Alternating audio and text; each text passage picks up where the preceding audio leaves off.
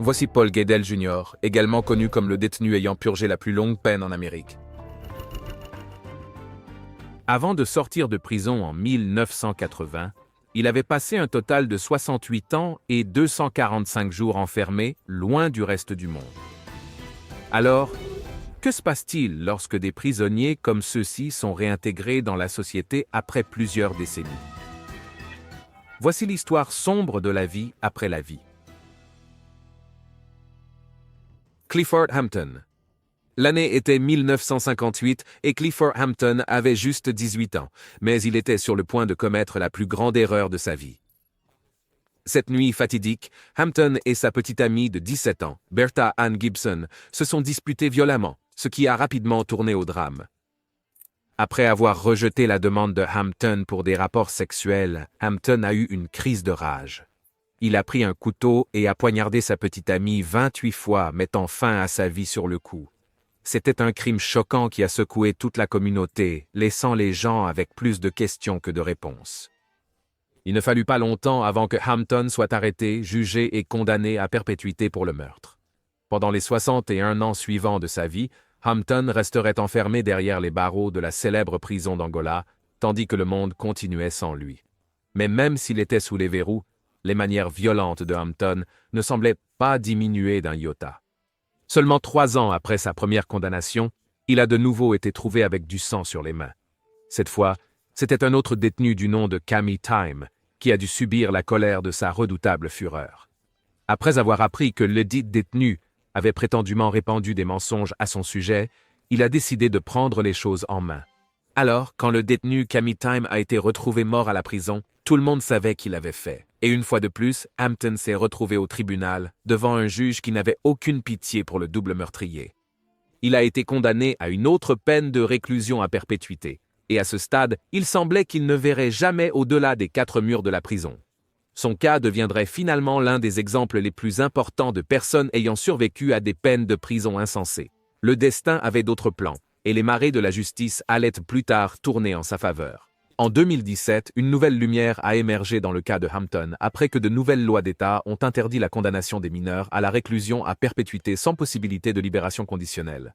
S'appuyant sur cette loi nouvellement introduite, les avocats de Hampton se sont rendus au tribunal pour demander sa libération conditionnelle. Selon eux, Hampton était un homme changé avec 10 ans de bonne conduite à son actif. De plus, il était devenu assez âgé et ne représenterait aucun danger pour la société.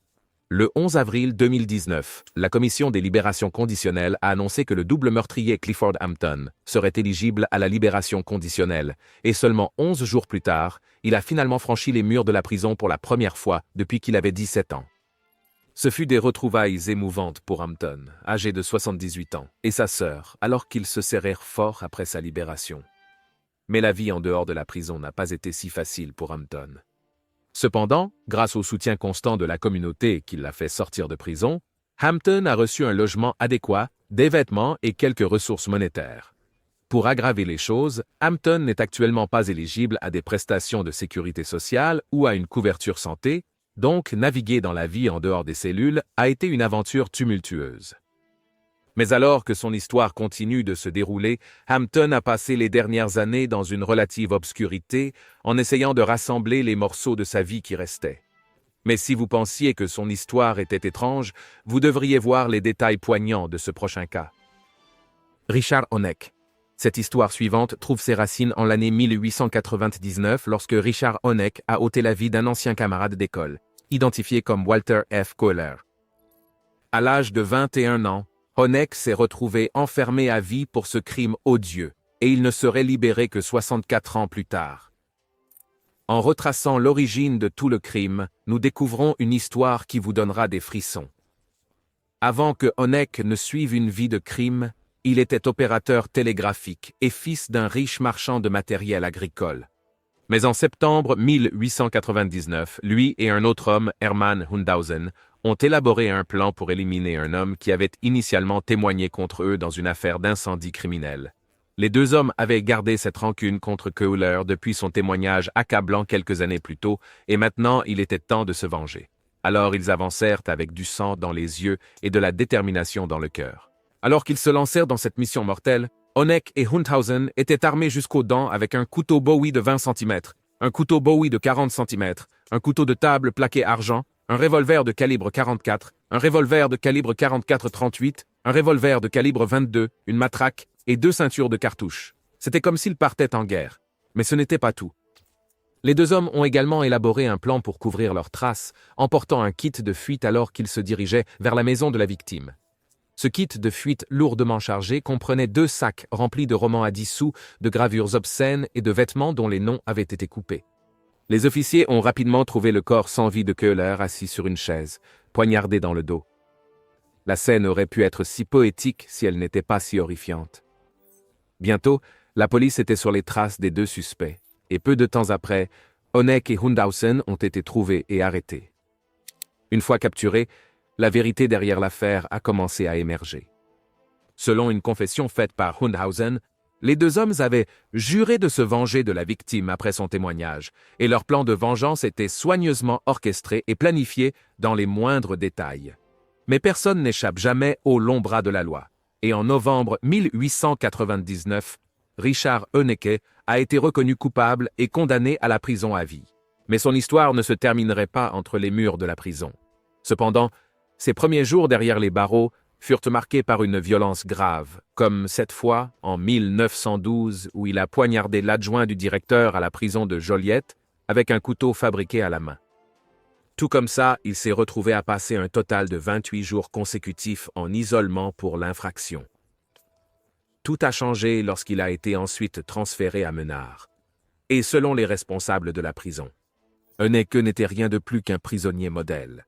Pendant les 35 années suivantes de sa vie, il a travaillé à la boulangerie de la prison et a pris grand soin de laisser ses jours troublés derrière lui. Pendant les premières décennies de sa vie en prison, Honeck avait très peu de contact avec le monde extérieur. À part un ami qui lui a rendu visite en 1904 et un journaliste en 1963, personne d'autre n'est jamais venu le voir. La seule autre pause qu'il a eue était une note de 4 lignes qu'il a reçue de son frère en juin 1904. Cela a duré jusqu'en août 1963, lorsque son affaire a reçu un nouveau souffle. Entrée Bob Poose, un journaliste de l'Associated Press qui a entendu parler du cas de Honeck grâce à un journal de la prison de Menard. Instantanément, il a été inspiré à diffuser l'histoire de ce prisonnier de longue date au reste du monde, apportant à Honeck une nouvelle vague de popularité. Bientôt, des lettres affluaient vers l'homme, à la fois de la part de fans et d'ennemis. Au total, on disait qu'il avait reçu un sac postal de 2000 lettres, y compris une demande en mariage d'une femme en Allemagne, des offres d'emploi et des dons monétaires allant de $5 à $250. Le point culminant de l'histoire viendrait finalement le 20 décembre 1963, après que Honeck ait été libéré sur parole de la prison du sud de l'Illinois, après avoir purgé 64 ans de prison. À 84 ans, Honeck est enfin sorti de la cellule de prison, accompagné du même journaliste qui avait raconté son histoire au monde. Alors que Poose présentait Honeck à la réalité du monde extérieur, le vieux prisonnier ne pouvait contenir son émerveillement. Tout était un sujet d'émerveillement pour lui. De la vitesse à laquelle les voitures circulaient de nos jours aux immenses gratte-ciel qui s'étaient élevés depuis son départ. Il fut finalement confié aux soins de sa nièce, Madame Clara Horse, qui dut quitter son emploi pour s'occuper de lui et alla même jusqu'à vendre sa caravane d'une chambre pour acheter une maison appropriée de 2 chambres en Oregon. Son histoire a captivé le monde simplement en raison de la durée de son emprisonnement, bien que son record de la plus longue peine de prison ait depuis été battu par au moins 8 autres cas. Honeck a ensuite vécu une décennie supplémentaire avant de succomber aux froides griffes de la mort à l'âge de 97 ans. Lester Pearson. Par une chaude journée d'octobre 2021, Lester Pearson, âgé de 84 ans, est sorti de la prison d'État de Louisiane en homme libre. Il avait été incarcéré pendant 57 ans, mais c'était 47 ans de plus que ce qu'il avait initialement prévu. Pour comprendre la complexité de ce cas particulier, nous remontons le temps jusqu'en 1964, lorsque Pearson a eu sa première confrontation avec la loi. En raison de son implication présumée dans la mort d'un homme, il était confronté à 2 options. Première option, affronter un jury très partial en tant qu'homme afro-américain et risquer d'être envoyé à la chaise électrique. Option 2. Signer un accord de plaidoyer en plaidant coupable et bénéficier d'une peine beaucoup plus légère de 10 ans et 6 mois. À l'époque, aller en procès n'était pas conseillé pour un Afro-Américain pris du mauvais côté de la loi, alors il a choisi la deuxième option. Mais cela n'a pas non plus fonctionné comme prévu. Au lieu de purger une simple peine de 10 ans, Pearson s'est retrouvé coincé derrière les murs de la prison à vie. Après les 10 ans et 6 mois passés, personne ne m'a rien dit, a déclaré Pearson dans une interview avec PBS NewsHour. Pendant de nombreuses années, le détenu âgé a cru qu'il ne sortirait jamais vivant de prison, et son espoir s'éteignait chaque jour un peu plus. Mais il n'était pas seul dans cette épreuve. En fait, il y avait d'innombrables autres qui avaient été victimes d'un système judiciaire défaillant. Au total, le projet de l'État de Louisiane a identifié 60 détenus, dont la plupart étaient des personnes de couleur, qui ont plaidé coupables à différents crimes pour éviter l'exécution et avec la promesse d'une peine plus courte. Ces personnes, qui ont survécu à des peines de prison insensées, sont devenues connues sous le nom de 10 à 6 lifers. Chacun de ces hommes avait entre 66 et 86 ans et restait encore derrière les barreaux. Mais Pearson était l'un des chanceux. En 2021, son cas a été présenté devant un juge, et il a été recondamné comme l'exigeait le procureur du district d'Orléans. Sa précédente peine de réclusion à perpétuité non officielle a été réduite à seulement 55 ans avec crédit pour les 57 ans qu'il avait déjà purgés. En raison de ce nouveau développement, Pearson a été libéré dans un monde qu'il n'avait pas vu depuis presque 6 décennies, mais il est juste l'un des 5 détenus 10 à 6 qui ont été libérés. À ce jour, 55 autres restent derrière les barreaux, payant un prix plus élevé que ce qu'ils avaient prévu. Leur histoire se terminera-t-elle du côté de la liberté, ou ces hommes passeront-ils leurs derniers jours enfermés? Nous devrons attendre et voir. Chester Weger. En 1960, un crime horrible a ébranlé la ville de Chicago jusqu'à ses fondations. 3 femmes ont été retrouvées assassinées au parc d'État de Starved Rock dans l'une des affaires les plus horribles que la ville ait jamais connues. Les 3 femmes, Frances Murphy, 47 ans, Mildred Lindquist, 50 ans, et Lillian Etting, qui avait également 50 ans, étaient mariées à certains des hommes d'affaires les plus en vue de Chicago. Elles avaient toutes entrepris un voyage de 4 jours au parc d'État de Starved Rock dans l'Illinois pour se détendre et communier avec la nature. Le lundi 14 mars 1960, l'histoire a pris une tournure sombre après que les 3 femmes ont décidé de faire une randonnée l'après-midi jusqu'au canyon de Saint-Louis. Elles ne sont jamais revenues. Leurs restes ont été retrouvés plus tard le 16 mars, et selon les enquêteurs, toutes 3 ont subi de graves traumatismes crâniens et une branche d'arbre tachée de sang a été trouvée à proximité. C'était l'arme du crime présumé avec laquelle elles ont été battues à mort. Mais qui était responsable de ce crime odieux et surtout, pourquoi? Les enquêteurs ont immédiatement réagi, convoquant toutes les personnes qui semblaient être d'intérêt dans l'affaire alors qu'ils cherchaient à reconstituer les événements de ce jour fatidique. Chester Weger était l'une des personnes interrogées à l'époque. Weger travaillait comme plongeur au Starved Rock Lodge et selon le témoignage de certains autres employés de l'établissement, Weger serait arrivé au travail le jour de la disparition des femmes avec des égratignures sur le visage. Était-ce une simple coïncidence ou un témoignage crucial? Les officiers en charge de l'affaire ont choisi la deuxième option. Bien qu'il ait maintenu son innocence et ait même réussi non pas 1 ni 2, mais 6 tests au détecteur de mensonges, les enquêteurs ont continué à le bombarder de questions jusqu'à ce qu'il finisse par être entraîné dans une confession. Peut-être était-ce parce qu'il correspondait à la description du supposé criminel ou à cause de ses premiers démêlés avec la loi. Mais quoi qu'il en soit, les enquêteurs ont réussi à l'intimider pour qu'il fasse des aveux, admettant non seulement la mort des 3 femmes, mais aussi un autre crime imminent d'agression et de vol. Cependant, l'État ne l'a jugé que pour la mort d'une des 3 femmes, Lillian Etting. Après un procès très débattu, Weger a été reconnu coupable le 3 mars 1961 et il a ensuite été condamné à la réclusion à perpétuité le 3 avril. Il a continué sa vie tranquille derrière les barreaux jusqu'en février 2020, lorsqu'il a finalement été libéré sur parole après d'innombrables tentatives. Il a trouvé sa place dans la liste des personnes qui ont survécu à des peines insensées. Après sa libération, une avancée majeure a bouleversé l'affaire, menaçant de détruire sa condamnation initiale.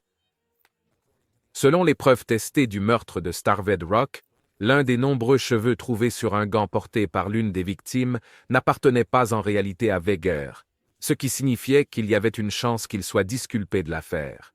Cependant, au moment de la réalisation de cette vidéo, le véritable coupable derrière les meurtres n'a pas été identifié, donc Weger n'a pas été officiellement innocenté de la condamnation. L'affaire continue au tribunal et les spectateurs sont curieux de voir comment tout ce drame va se dérouler. Mais aussi folle que puisse paraître l'histoire de Weger, celle-ci passe à un tout autre niveau. Dossier 5. Joe Ligon. Imaginez être condamné à la prison à l'âge de 15 ans et en sortir après 68 années consécutives. C'est l'histoire de Joe Ligon, le plus ancien détenu mineur à perpétuité d'Amérique. Le 20 février 1953, alors qu'il n'avait que 15 ans, Ligon a rencontré deux adolescents qu'il connaissait à peine, qui l'ont présenté à deux autres adolescents. Après une soirée passée à boire du vin, le groupe a commencé à voler des gens pour essayer d'acheter plus d'alcool.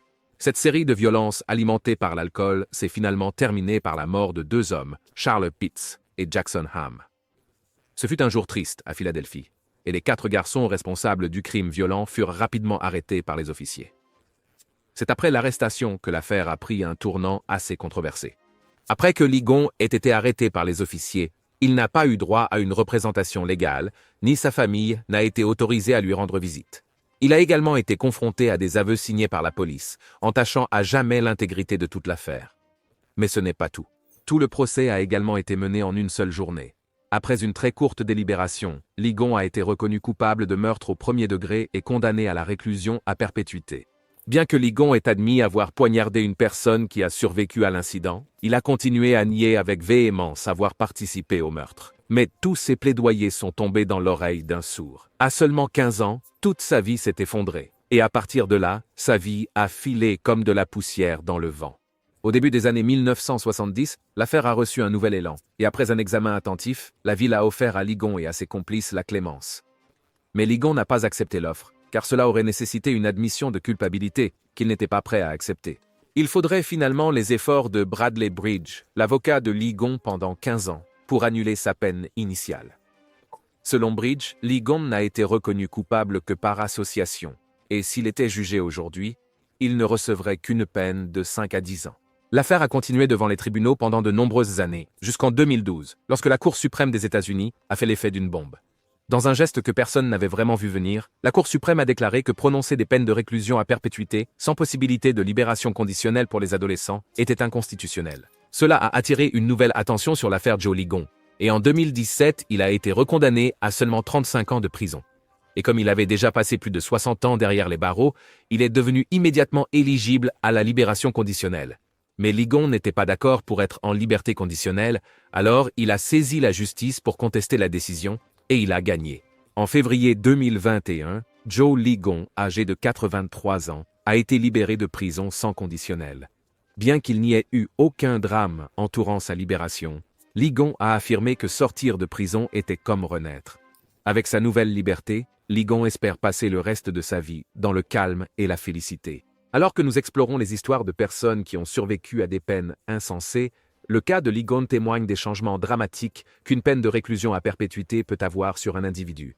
William Gaines Smith. Voici le détenu ayant purgé la plus longue peine dans le Kentucky, William Gaines Smith, qui a été condamné à perpétuité en 1960 et n'est sorti qu'en 2023. Il était entré en prison pour la première fois à l'âge de 22 ans, après avoir été reconnu coupable d'avoir pris la vie d'un employé de magasin à Lexington lors d'un vol. Pour mettre cela en perspective, Smith est entré en prison juste 2 semaines avant la mort de Marilyn Monroe, avant l'assassinat de JFK et avant le premier débat présidentiel télévisé. Son co-accusé dans l'affaire a une meilleure histoire. Bien qu'il ait initialement été condamné à la peine capitale, il a finalement été libéré sur parole en 1981. Mais Smith avait d'autres problèmes. En dehors de ses condamnations, il a également été jugé fou dès 1963, ce qui a nécessité qu'il reste à l'intérieur des murs de la prison. Cela a été aggravé par le fait que sa famille n'était pas disposée à lui offrir un foyer même s'il était libéré. Mais même si sa vie a été à jamais entachée, Smith continue de clamer son innocence dans la fusillade qui a conduit à la mort d'Olin Alexander, âgé de 62 ans. Pendant tout le temps qu'il a passé en prison, Smith n'avait qu'une seule chanson sur les lèvres, la liberté. En vieillissant, il devenait de plus en plus évident qu'il ne survivrait pas aux dures conditions de la prison. Mais il y avait un autre problème.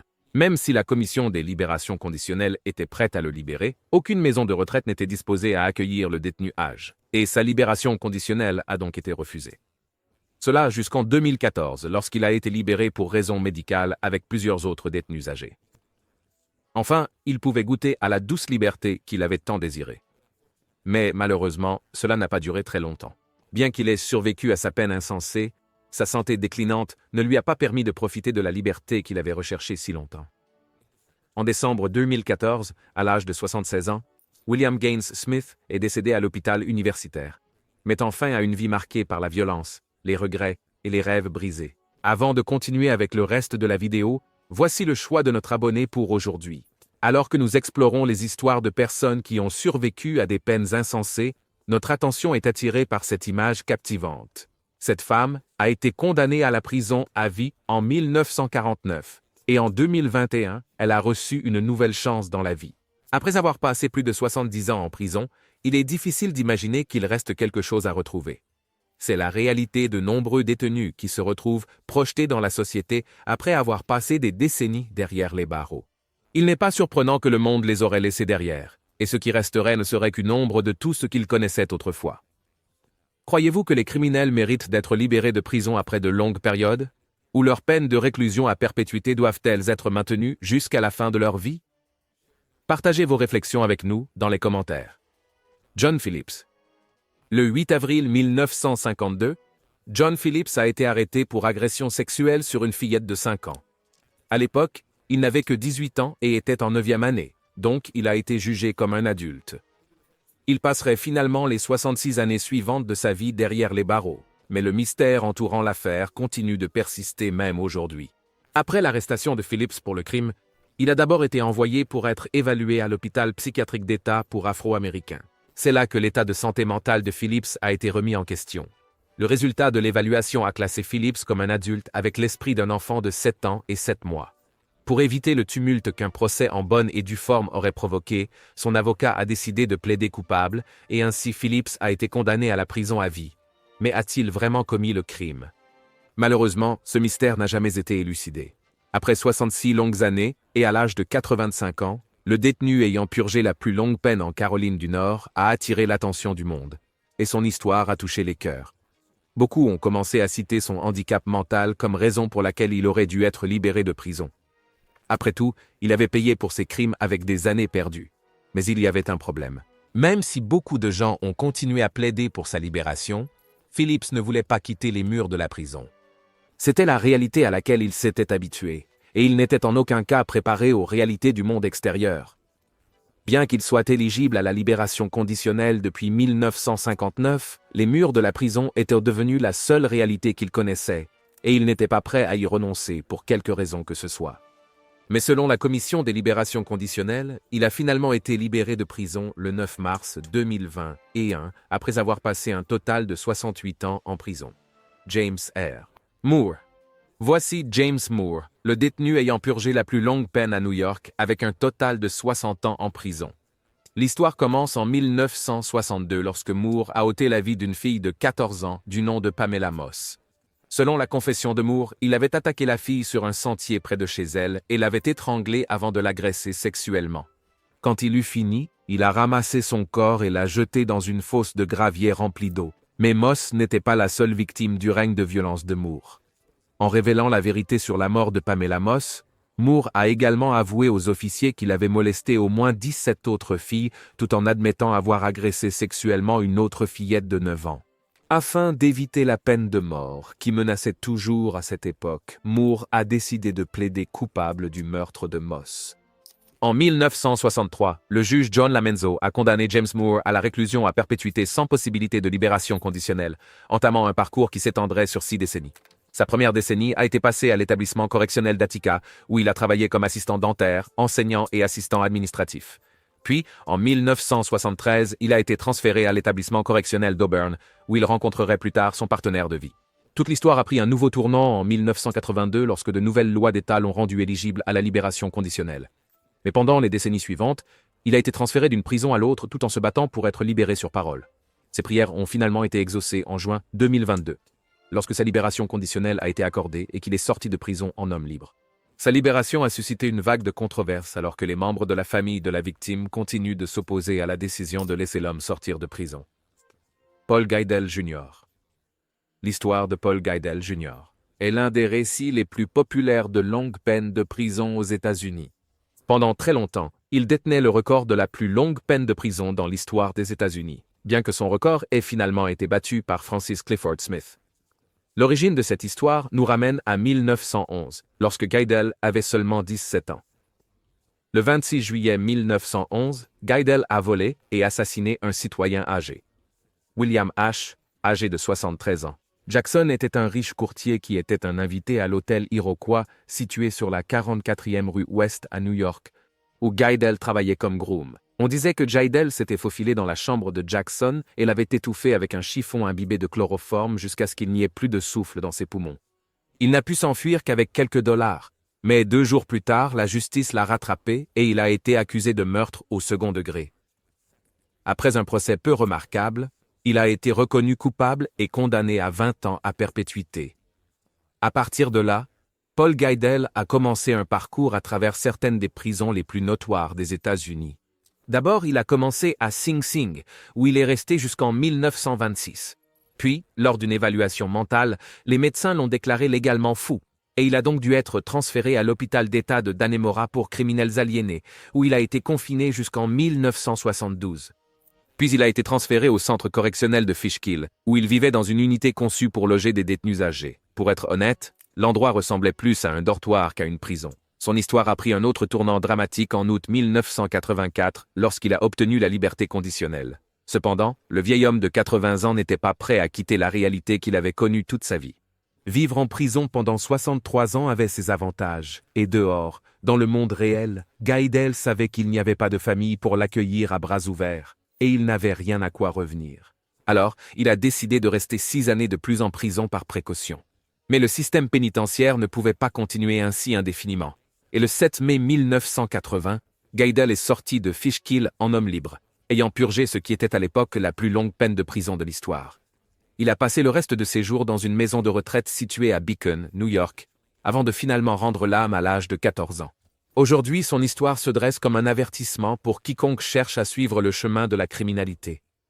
Son récit nous rappelle l'impact lourd d'une peine de réclusion à perpétuité et comment une vie précieuse peut être détruite par un appétit débridé pour la violence. Merci d'avoir regardé cette vidéo. À la prochaine.